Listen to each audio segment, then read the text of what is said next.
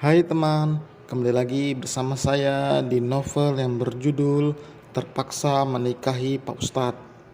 Baiklah, langsung saja karena kita sudah tidak sabar melanjutkan cerita di bab 13. Selamat mendengarkan. Semuanya bersiap-siap untuk kembali pulang. Tempatnya bahkan sudah dibersihkan dari sampah-sampah. Sudah menjadi kewajiban jika harus menjaga kebersihan. Yang lain sudah berjalan lebih dulu, dan Syafiq bersama Alika di belakang. Lelaki itu berjongkok di hadapan sang istri, membuat Alika mengerutkan kening tidak mengerti. "Kenapa?" tanya gadis itu. "Enggak mau digendong lagi?" tawarnya. "Enggak, ini kan jalannya menurun. Lagian aku juga enggak selama itu," sahutnya, lalu berjalan mendahului Syafiq. Kesal karena tidak terima. Berpikir jika Syafiq menganggap dirinya begitu lemah. Syafiq tidak meminta yang lain untuk menunggunya yang berjalan lambat karena Alika yang begitu santai. Yang lain mengejar waktu karena memiliki kegiatan terjadwal setelah ini. Sedangkan Syafiq tidak ada kegiatan apapun selain nanti sore mengisi kajian di salah satu rumah pejabat sekitar. Banyak orang yang sudah mengenal Ustadz muda itu karena gaya tausiah yang tidak membosankan dan juga cocok bahasanya dengan anak zaman sekarang. Melihat Alika yang keberatan dengan tas yang dibawanya, Syafiq dengan sigap mengambil alih. Meskipun awalnya gadis itu menolak, tapi tetap memberikan juga tasnya pada Syafiq. Alika tidak berhati-hati saat turun hingga ia terpeleset, menyebabkan tangannya menjadi lecet, menjadi tumpuan. "Hiks, sakit," renyeknya sambil melihat telapak tangannya yang berdarah, bahkan ada serpihan kayu yang masuk ke dalamnya. Syafiq langsung menuntun Alika untuk duduk dengan nyaman sebelum membersihkan luka dan mencabut serpihan kayu itu. Dengan air minum yang menjadi bekalnya untuk perjalanan pulang, Syafiq membasuh tangan Alika. "Tahan sedikit ya, gak apa-apa," ucap Syafiq sambil membersihkan luka dan bersiap mencabut serpihan kayu itu. Beruntung karena hanya satu yang masuk ke dalam kulit telapak tangan gadis itu. "Enggak apa-apa. Ini sakit tahu," omel Alika. Syafiq tidak menjawabnya. Ia meniup lukanya sambil pelan-pelan mencabut serpihan kayu yang lumayan panjang itu. "Ibu sakit, beginilah anak mami," akan memanggil sang ibu saat merasa kesakitan. Padahal ibunya tidak berada di situ. "Alhamdulillah, udah keluar kok serpihannya."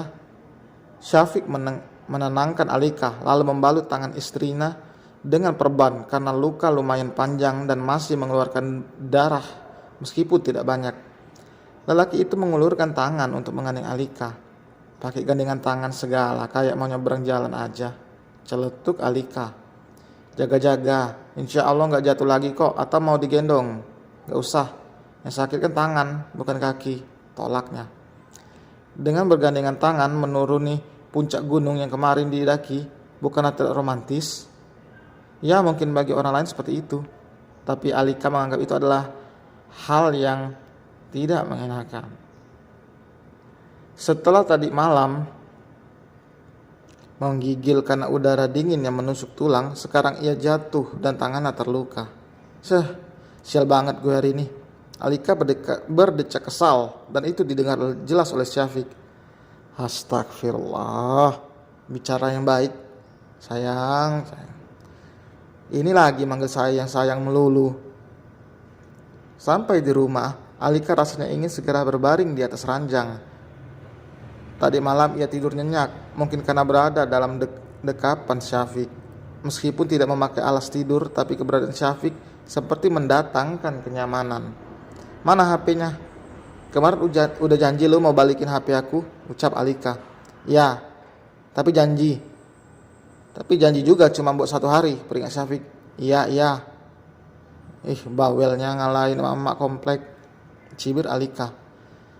"Bawel karena sayang. Kalau nggak sayang mana mungkin mas ini bawel," tutur Syafiq lalu menjawil dagu Alika. "Genit banget sih," pekiknya.